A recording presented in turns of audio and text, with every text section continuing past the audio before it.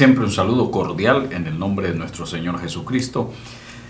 Vamos a continuar con el tema acerca de los profetas de Israel y en esta ocasión hemos hecho énfasis bastante, si usted lo ha observado, en los confrontamientos que se dieron anteriormente. Por ejemplo, el confrontamiento que se dio entre el profeta, en este caso Elías, contra los profetas de Baal. En segundo lugar, el confrontamiento entre Micaías y Sedequías, que fue un confrontamiento bastante fuerte.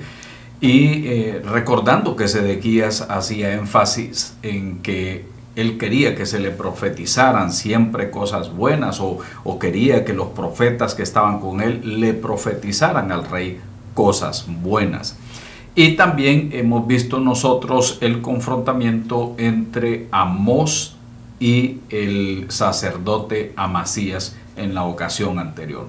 La posición de los profetas era o se necesitaba tener mucho valor porque eran posiciones bien delicadas y en muchas ocasiones les costaba la vida. Ellos eran perseguidos, eran torturados, eran encarcelados. Así que la función de profeta en los tiempos bíblicos no era algo tan halagüeño, no era algo que todo mundo estuviera deseando realmente, porque el pago de ser un profeta verdadero daba como resultado la persecución y finalmente hasta la muerte. En cuanto al profeta Amós, también estuvimos viendo nosotros esa posición tan fuerte contra Amasías, que ustedes me imagino estuvieron investigando y sacando todavía mayores conclusiones, de lo cual yo me alegro. Y en esta ocasión vamos a ver el confrontamiento entre los reyes y los profetas. Esa es una de las partes más difíciles que nosotros encontramos en la Biblia para estos siervos de Dios, para estos hombres que tuvieron que enfrentar directamente contra los reyes de su tiempo, hasta donde la Escritura nos ha permitido ver. Por ejemplo, tenemos tres reyes a manera de ejemplo: el rey Saúl, tenemos el rey David y tenemos también el rey Acab, de los cuales las Escrituras nos hablan, y en su orden estaba también el profeta Samuel, en el profeta Natán, y podemos encontrar nosotros posteriormente el profeta Elías. Entonces, ¿qué era lo que pasaba para algunas naciones? Y aquí es un punto bien importante. Los reyes eran considerados en algunas ocasiones como también divinidades. En el caso de Egipto, algunos de los faraones eran también no solamente alabados, sino que eran adorados y se les miraban como encarnación de algún tipo de Dios. Y la gente exageraba en su exaltación hacia todos ellos. Y en Israel al profeta no se le permitía que se le viera como una deidad. El profeta era un instrumento, en este caso, al servicio de Yahvé, era un instrumento al servicio de Dios. En cuanto al rey Saúl, entendemos nosotros que su origen era un origen humilde, pero su apariencia era impresionante. Y un hombre, también vemos un hombre que estaba siendo escogido por Dios, era el primer monarca, la primera experiencia en este caso para el pueblo de Israel, teniendo a este personaje como rey. Así que a él le tocó hacerle frente también a los filisteos que estaban ahí atacando y atacando y atacando, porque era una región dominada por estos enemigos del pueblo de Israel. Entonces, ¿qué es lo que sucedió con el rey Saúl? Observe bien, era un hombre puesto por Dios y todo eso, pero no entró en lo que se llama la obediencia con Dios, sino que hizo lo que le dio la gana, para decirlo en estos términos. Se le nombró rey y se le dieron las instrucciones, pero él no siguió las instrucciones en algunos casos, y en otros casos él tomó la iniciativa y dijo: bueno, no ha venido aquí el profeta, yo voy a hacer esto, voy a hacer lo otro, voy a presentar los sacrificios y todo aquello.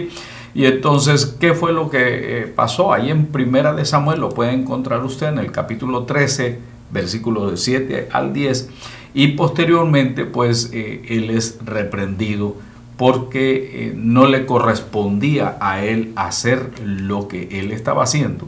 Y en una segunda ocasión Y le dijo el profeta: es mejor obedecer a Dios, es mejor obedecer que los sacrificios. Ahí está un confrontamiento. Tú no has obedecido, tú has caído en desobediencia, has hecho prácticamente lo que has querido, y entonces le corresponde en este caso al profeta Samuel confrontar la conducta de desobediencia, el arrojo, el atrevimiento que el rey en este caso ha tenido.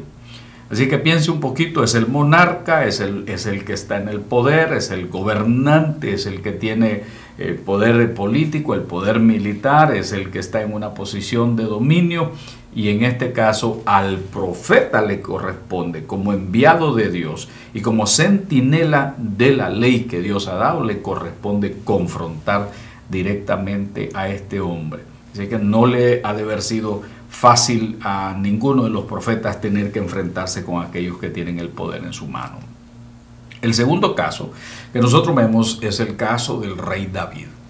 El rey David, ya ustedes conocen bien la historia del rey David, el problema que tuvo de desear la mujer ajena, y no solamente desear la mujer ajena, sino que embaraza a la mujer de uno de sus soldados, y el pecado todavía se hace mucho más grande, se hace todavía más dolorosa la situación cuando planea la muerte del esposo de esta mujer.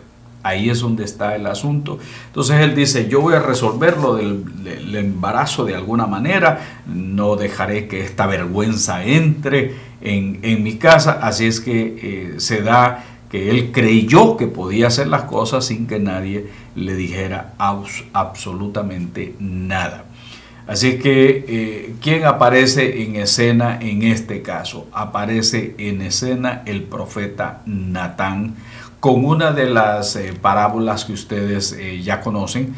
Se le enfrentó a David y le hizo ver el pecado que había cometido, hablándole un poquito sobre que había una vez un hombre rico que tenía, y había otro hombre pobre. El rico tenía vacas, tenía ovejas y todo esto, pero había el pobre que había crecido con su única corderita, y la había criado con sus hijos y toda la demás situación, y le va describiendo, y entonces le dice: bueno, finalmente le quitó al pobre, aquel que tenía su única ovejita, se la quitó esa corderita, y entonces le dice el que hizo esa cosa, dice David, porque David de una sola vez reacciona, dice: ¿quién?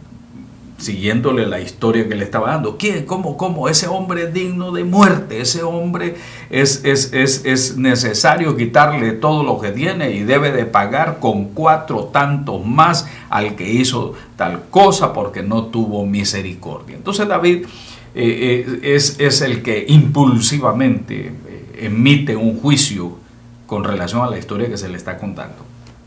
Y entonces el profeta Natán, prácticamente parafraseando un poco la situación, le hace ver: ese hombre eres tú eres el que ha hecho esa situación, yo te ungí a ti por rey, y tú mira lo que has hecho, por tanto no se apartará de tu casa, de tu familia, esta situación, la espada. En otras palabras, le está diciendo: el sufrimiento vendrá a tu casa, no hay buenas noticias para ti por cuanto has cometido este crimen. Otra vez, en este caso, a uno de los profetas le corresponde rechazar la conducta del rey, reclamarle por qué ha procedido de esa manera, y hacerle ver que de parte de Dios esa persona va a recibir tremenda reprimenda, va a recibir un tremendo castigo. Entonces, ustedes pueden investigar más sobre la historia del rey David y cómo el profeta Natán ha tenido que entrar en escena y hacerle ver que lo que ha cometido ha estado delante de los ojos de Yahvé, y que eso no puede ser ocultado.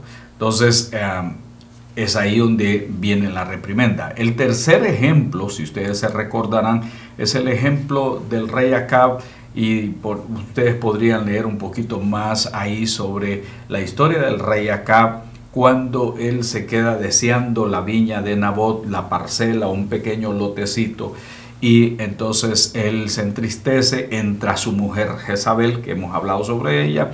Esa era la mujer idólatra, la mujer cuyo corazón estaba inclinado hacia Baal, hacia toda la idolatría, ella y todos sus profetas, sus seguidores y toda esta situación. Entonces, ¿qué es lo que pasa? La mujer planea la muerte de Nabot, ella planea, busca testigo falso y finalmente le entrega al rey Acab esta viña, este lote.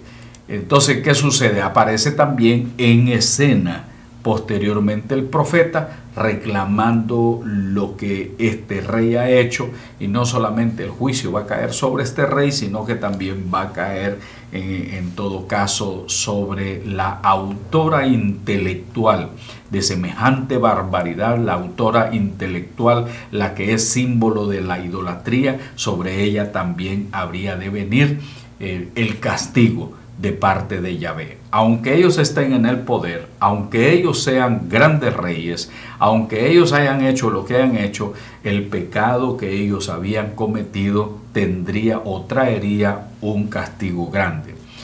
Se les había anunciado ya que hasta los perros lamerían la sangre de esta mujer, y esto también vino a suceder. Así es que, mis amados y mis amadas, los gobernantes estaban ahí. Ellos eran los poseedores del poder político, del poder militar, y había que estar enfrente de ellos a una persona enviada de parte de Dios, centinela de la ley, para decirle: has quebrantado los mandamientos del Señor, has fallado en cuanto a lo que Dios ha revelado, tu comportamiento ha sido malo, no has hecho lo bueno delante de los ojos de Dios. Entonces los profetas tenían que reprender fuerte, duramente a estos reyes, sin importar que estas personas estuvieran en posición alta, en posiciones de poder.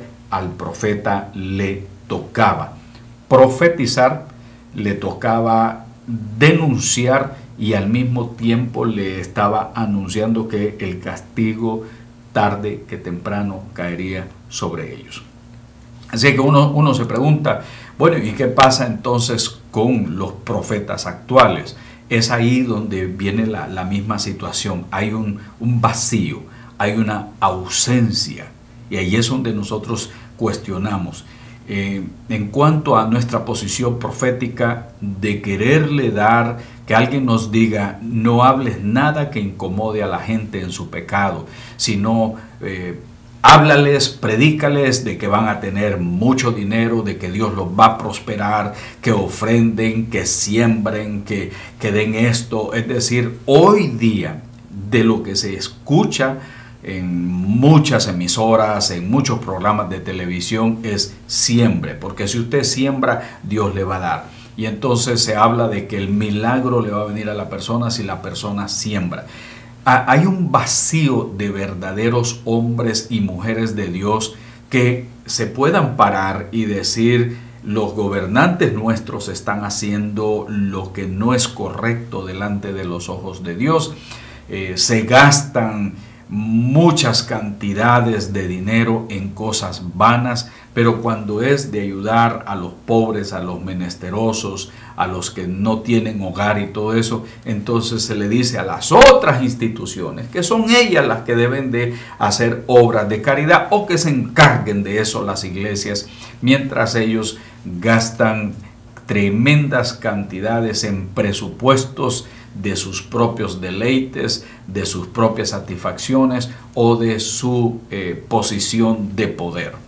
Eso es lo que sucede en nuestros tiempos. Hay injusticia como la hubo en aquellos tiempos bíblicos, hay religiosos corruptos como lo hubo en aquellos tiempos bíblicos, hay gente que quiere que los pastores les digan solo cosas buenas, cosas agradables y toda esta situación. Y ahí es donde nosotros decimos: no, el siervo de Dios, la pastora, el pastor de Dios, el evangelista, la evangelista, cualquiera que sea el predicador, debe de ser fiel al Señor en cuanto a la palabra, y no importa si le corresponde estar frente a los gobernantes, frente a los movimientos de poder, frente a todos esos estamentos de dominio. El siervo de Dios debe en primer lugar ser fiel al Señor en cuanto a lo que tiene que decir y no vender su conciencia al mejor postor. Nuestra conciencia le pertenece a Yahvé, le pertenece a nuestro Señor Jesucristo, el mensaje viene de Él, así que como siervos de Dios tenemos que ser sobre todo fieles al Señor. Y si a usted le corresponde decir algo que tal vez a alguien no le gusta, pero usted lo dice de corazón sincero porque Dios le envió a decir aquello. Pero hay que tener cuidado porque en algunas ocasiones algunas personas se extralimitan y dicen, yo siento que debo decir esto y son groseros. Una cosa es dar una manzana y otra cosa es dar un manzanazo cargado de ofensas, cargado de ira. No se trata de eso. De lo que se trata es de hablar la palabra del Señor, así se incomode aquel que ha caído en una situación de pecado, de aquel que se ha desviado. Entonces, en este caso, quiero compartir algunas preguntas a ustedes para que ustedes las desarrollen, especialmente los que ven este programa por internet, los que ven estas clases por internet y no tienen la oportunidad de que nosotros les enviemos las páginas con las preguntas, pues pueden ir anotando las siguientes. ¿Cuál considera usted? Número 1, ¿cuál considera usted que fue el pecado denunciado al rey Saúl? Y para esto puede ver Primera de Samuel, escriba por ahí, Primera de Samuel, capítulo 15, del 17 al 23. ¿Cuál fue el pecado denunciado al rey Saúl? La segunda pregunta es ¿cuál fue entonces el pecado denunciado al rey David? Y para eso usted puede ver en Segunda de Samuel capítulo 12 del 1 al 10. Segunda de Samuel capítulo 12 del 1 al 10. La tercera pregunta es ¿cuál fue el pecado que cometió el rey Acab? Y no solamente Acab, sino también en compañía de Jezabel.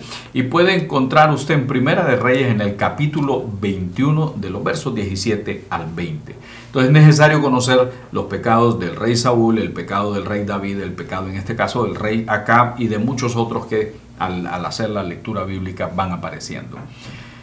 Número 4, ¿qué aspectos personales y de carácter demostraron los profetas para enfrentar a esos poderosos en su tiempo? ¿Qué había en los profetas? ¿Qué tipo de carácter tenían ellos que tenían que enfrentar a los poderosos de su tiempo? La quinta pregunta tiene que ver ¿qué respaldaba la acción de los profetas frente a esos monarcas? ¿Qué o quién respaldaba la acción de los profetas frente a esos monarcas, frente a esos reyes? Ahora, la sexta pregunta sí nos va a ayudar un poquito más. ¿De qué manera vemos nosotros a los profetas actuales siguiendo el ejemplo de los profetas del Antiguo Testamento? ¿De qué manera nosotros vemos a los profetas actuales siguiendo el ejemplo de los profetas del Antiguo Testamento? La número 7 podría ser ¿cuáles son los riesgos de enfrentar a los poderosos de este siglo? ¿Cuáles podrían ser los riesgos de enfrentar a los poderosos de este siglo? Y la otra es de qué manera le ha ayudado el estudio de esta ocasión, de qué manera le ayuda este estudio a comprender a los profetas de Israel.